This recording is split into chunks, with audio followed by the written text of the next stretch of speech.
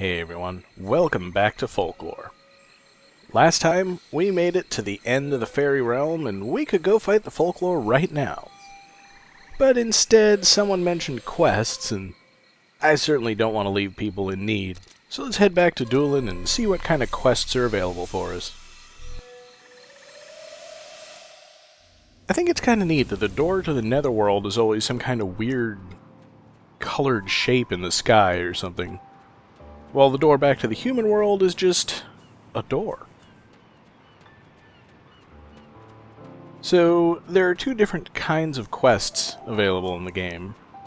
There are the ones that are part of the game itself, and then the ones available as downloaded content. In this video, we're going to be taking care of one of the ones that's in the game itself. So, it's at least vaguely related to the story of the game, and definitely recommended that you play through them if you're playing along at home, or watch the video. Ooh, kitty. Can't do anything with a kitty.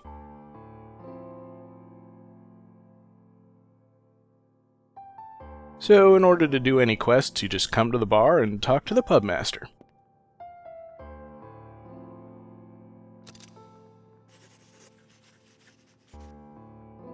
Alright, he doesn't have anything new to say. I don't think anyone in the village does.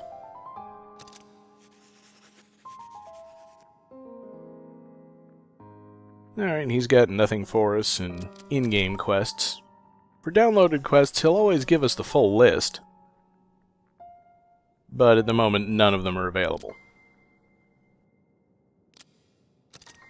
So, we'll just have to leave and come back at night.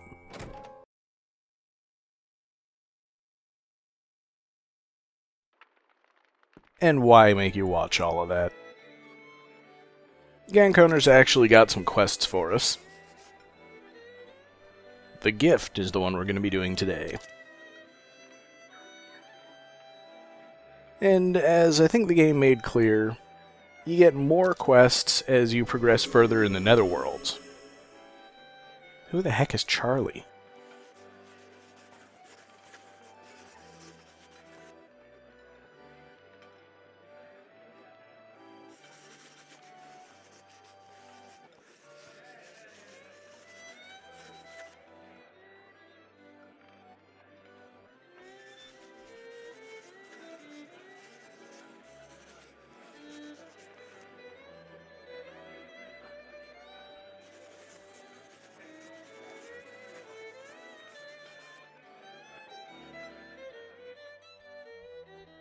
So every one of the quests takes place in one of the Netherworld realms.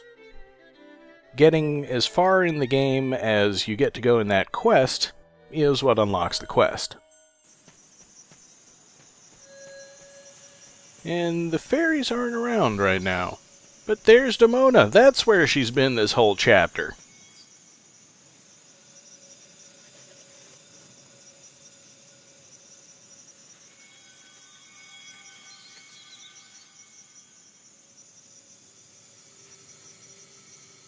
I almost take offense to that.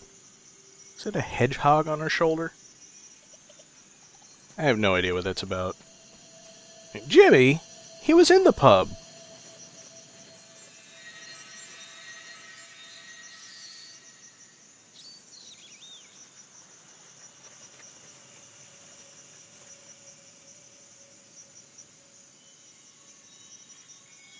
So apparently it's Keats' fault that this Charlie is hearing the dead. Not that I would think that would be all that unusual for Half-Lives. But, as this is the Netherworld, we still gotta fight our way through it. And while I'm here, I figured I might as well take the opportunity to build up a couple of the karmas that I've neglected to this point. So let's see what we've got. Kill Mulus, we still need one more Pulse Tree Nut. Defeat 8 folks at Trent, okay. Red Liquid, I don't think we're going to get for a while. Defeat 3 Trent with Ogma, okay. Hinky Punk I can't do anything with until I get to the end of the realm. And Bargest is going to take a while because I have to defeat 30 folks with it.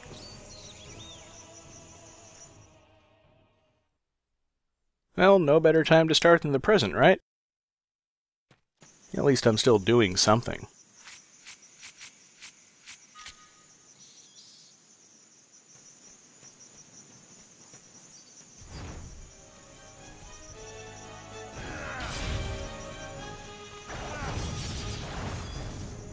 Ogma's actually really effective here.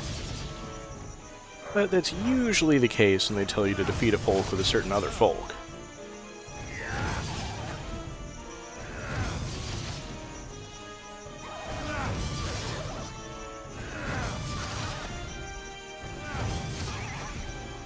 Yeah, that made pretty quick work of him. And now a bunch of little ones I can use Bargest against. Of course, not even a Destroy element attack will penetrate Killmolis' shield. And Bargest really makes quick work of these guys. It's kind of an expensive attack in MC terms, but you don't normally need to use it very many times.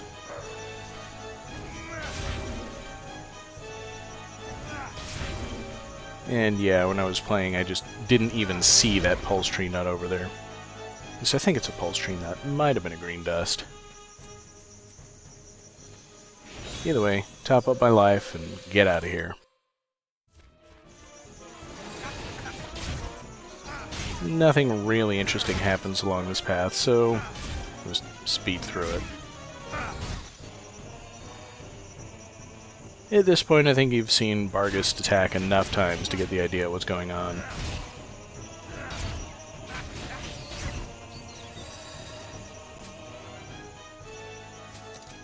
Now I got my pulse tree nut.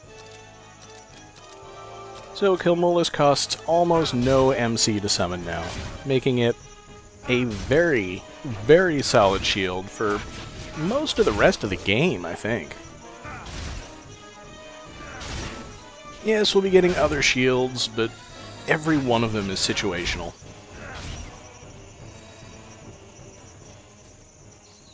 And now we move on to another safe room, where we will finally meet Charlie.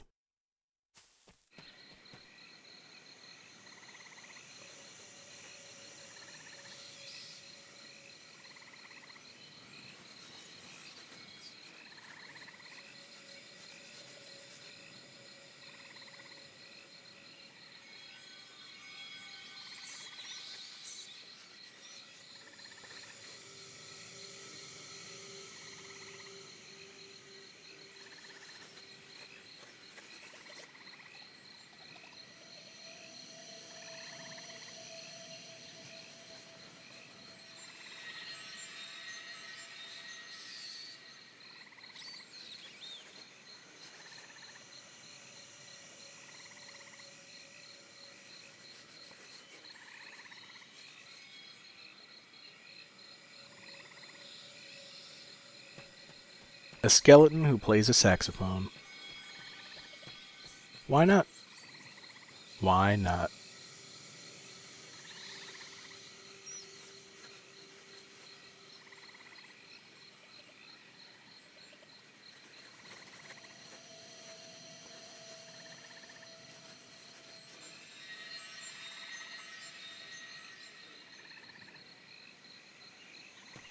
Does that mean that Ronaldo's not dead, or that he's just not here?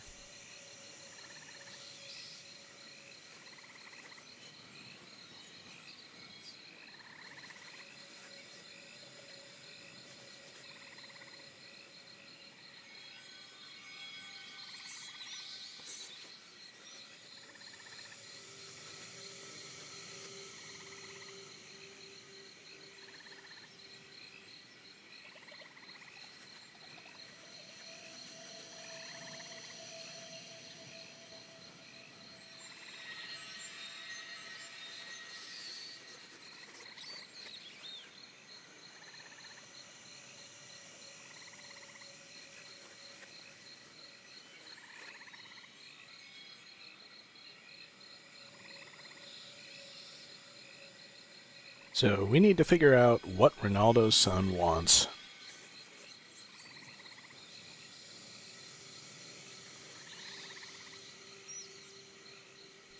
At that point, I got a little confused and just went back and talked to everyone else. As it turns out, you're just supposed to keep moving. Nothing happened in the next fight scene, so we'll skip ahead to the next talky part.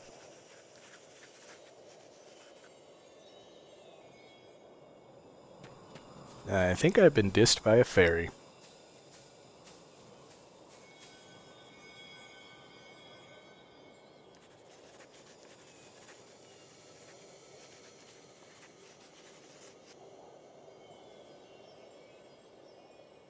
I was beginning to think I was really off course here.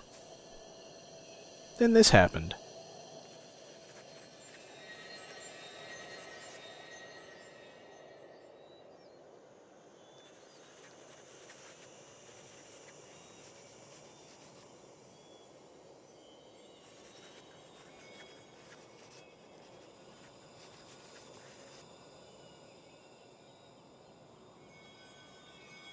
It's not the clue I need, but at least it tells me I'm on the right track.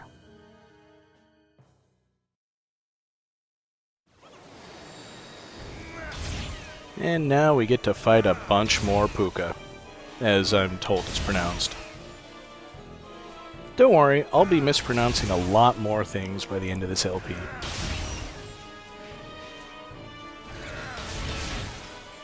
And see, the fun thing about Bargest is his arm's got such a long sweep that I can just sort of hang around, flail in any direction, and look at those red its fly. In fact, look at them. Triple experience. Yeah, I know that doesn't help with my karmas, but experience is important too.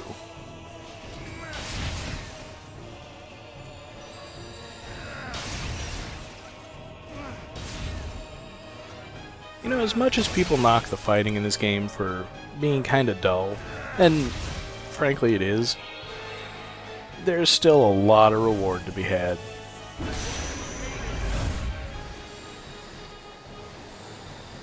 And a couple more Trents, I'll just finish these puka and then go take care of those guys. Or they'll come to me. Why not? So, time to go to work with Ogma.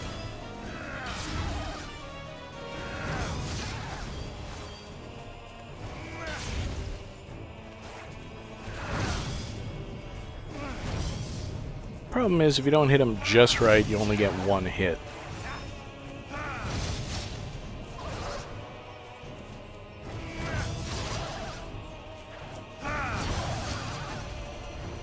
Almost there. And one more of these guys ought to do it. Dodged.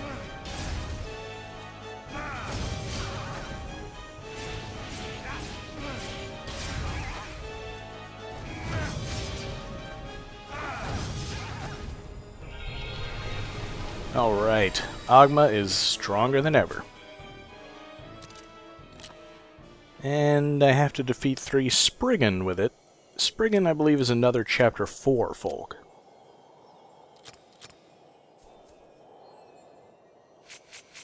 So now I need to start defeating things with Trent. I'm actually going to equip that instead of Puka. You know, just a normal attack that I can spam as much as I want. That's going to take some getting used to.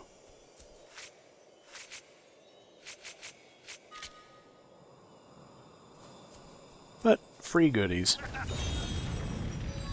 I don't remember there being a red crystal last time I was here. In fact, I'm pretty sure there wasn't.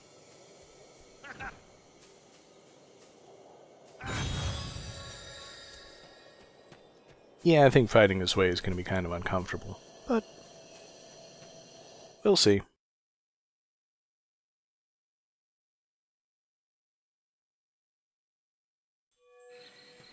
Or rather, we'll see some other time, because we're finally at the end of the quest.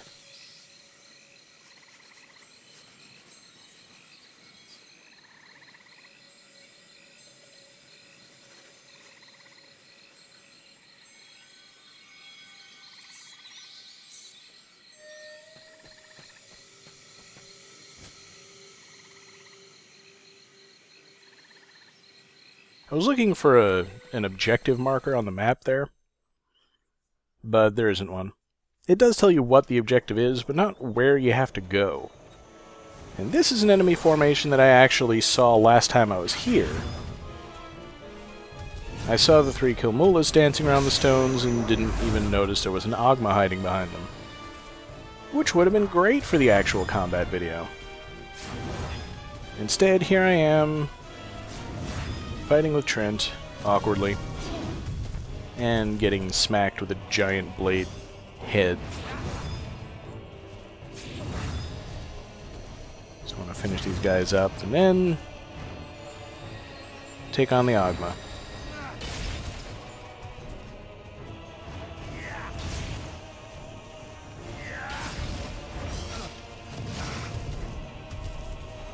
I don't think I'm giving quite as well as I'm taking here.